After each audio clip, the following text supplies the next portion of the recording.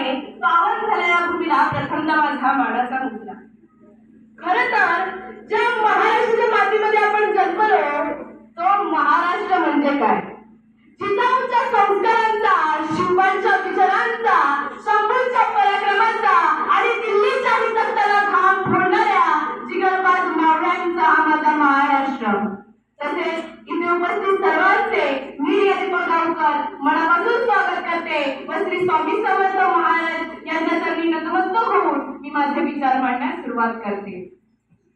असा एक राजा जो रयतेसाठी जगला, असा एक योद्धा जो अन्यायाविरुद्ध लढला, असा एक नेता जो लोकहितासाठी झटला आणि असा एक वीरपुत्र ज्याने स्वराज्याचा पाया रचला, ज्याने स्वराज्याचा पाया रचला. कुणाचा जन्म कुणास काही देऊन गेला माहित नाही, परंतु आमच्या शिवबांचा जन्म आम्हा सर्वांना स्वराज्य देऊन गेला. अत्यंत प्रतिकूल परिस्थितीत स्वराज्याची स्वप्न पाळणे आणि ती पूर्ण करणे ही एक महत्त्वाकांक्षा उडी मारून लहान वयातच शिवरायांनी तोरणा किल्ला घेऊन स्वराज्याचे तोरण बांधले. बाजी प्रभू देशपांडे, तानाजी मालुसरे, यसाजी, संताजी, धनाजी यांसारख्या असंख्य मावळ्यांच्या साथीने त्यांनी हिंदवी स्वराज्याची स्थापना केली. शेती विषयक धोरण, स्त्री विषयक धोरण, उद्योग क्षेत्र, सर्व क्षेत्रांमध्ये लोकांचे हित साधणारा माझा राजा म्हणजेच लोक कल्याणकारी राजा शिवछत्रपती. शिवरायांनी अनेक गडकिल्ले जिंकले, लढाया जिंकल्या आणि इतिहास निर्माण केला. तो इतिहास कसा निर्माण केला तर घोड्यांच्या टापांनी, शायरांच्या नफांनी, हिरव्या कुडा शायरी, सह्याद्रीच्या ढालींनी, मावळ्यांच्या रक्तांनी आणि शिवरायांच्या तलवारीनी. अरे जिंकून घेतलाय आकाश, त्याने जिंकून घेतलाय दुर्ग, विशाल सागरालाही पायमान घालून त्यांनी बांधून सिंधुदुर्ग, त्यांनी बांधून सिंधुदुर्ग. स्त्रियांना 50% आरक्षण नव्हे तर त्यांचे 100% संरक्षण होत होते. परस्त्रिया माते समान मानले जात होते. गोरगरिबांना अन्न वस्त्राची चिंता नव्हती. मोलमजुरी करणाऱ्यांना त्यांच्या कष्टाची फळं मिळत होती. कोणावरही अन्याय होत नव्हता. यातूनच महाराष्ट्र घडत होता, यातूनच महाराष्ट्र घडत होता. जनतेच्या मनात स्वातंत्र्याची प्रेरणा देऊन शिवराय जनतेसाठी लोककल्याणकारी राजा ठरले. आपले शिवबा कसे होते? राजनीती, युद्धनीती, जननी कावा यांसारख्या कटुशास्त्रांचा कळस म्हणजे शिवबा. एकीकडे संयमाचा घाट म्हणजे शिवबा, संसाच्या रक्ताची लाट म्हणजे शिवबा.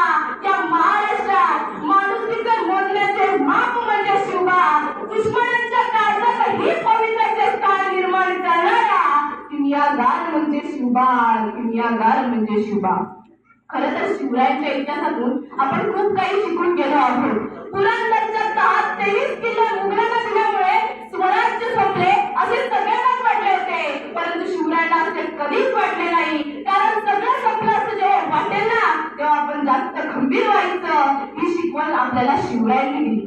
पन्हाळ्याच्या वेळेस सगळीकडून अपयश येत असतानाही शिवरायांनी न डगमगता रणनीती आखली आणि वेळातून सुखरूप बाहेर पडले.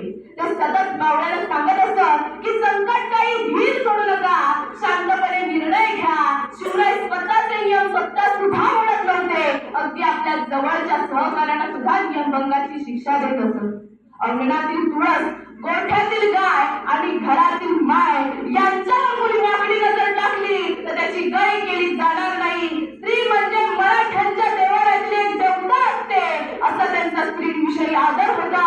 लोकांचे कल्याण करणे हेच त्यांचे कर्तव्य होते. म्हणूनच मला म्हणावंसं वाटतं, शिवबांमुळे पाहतो आम्ही देवळांचे कळस, शिवबांमुळे पाहतो आम्ही देवळांचे कळस. शिवबा तुम्ही नसता नसती आमच्या अंगणात तुळस, शिवबा तुम्ही नसता नसती आमच्या अंगणात तुळस.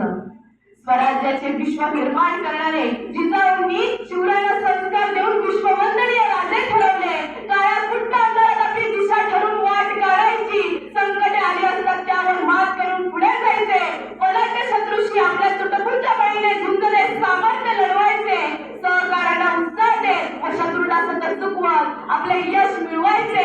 आदर्श पुत्र, सावध नेता, कुशल संघटक, लोककल्याणकारी राजा, सज्जनांचा कैवारी आणि एक नव्या युगाचा निर्माता असे कितीतरी शिवरायांचे तेजस्वी पैलू आहे. म्हणूनच मला म्हणावंसं वाटतं, स्वराज्याची शपथ घेऊन घेतली तलवार हाती, लोककल्याण करण्यासाठी राजे झाले शिवछत्रपती, लोककल्याण करण्यासाठी राजे झाले शिवछत्रपती. शेतकऱ्याच्या भाजीच्याही देठाला हात लावता कामा नये अशा शेतकऱ्यांवर जीवापाड प्रेम करणारे, परस्त्या माते समान मानणारे छत्रपती शिवाजी महाराज हे एकमेव प्रज्ञादक्ष व कर्तव्यदक्ष राजे म्हणून ओळखले जातात.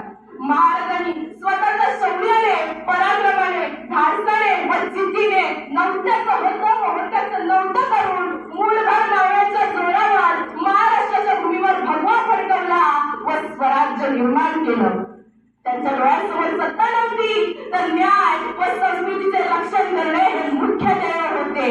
आज त्या भूमीत जन्म घेतलेल्या मुलाला सांगावं लागत नाही की छत्रपती शिवाजी महाराज म्हणजे कोण होते, कारण जन्मताच ती माती त्यांच्या मनामध्ये शिवरायांचे नाव कोरून ठेवते. शिवछत्रपती हे नाव भारतातच नव्हे तर संपूर्ण जगभर गाजत आहे. हिंदवी स्वराज्य संस्थापक, रयतेचा राजा, लोककल्याणकारी राजा श्री छत्रपती शिवाजी महाराज हे प्रज्ञादक्ष व कर्तव्यदक्ष राजे म्हणून ओळखले जातात. एवढंच सांगेन, रयतेच्या पायी तो जन्मभर झिजला, रयतेच्या पायी तो जन्मभर झिजला, रक्षणासाठी दयाचा तो गडकोटी बसला. मानव त्याच्या पुढे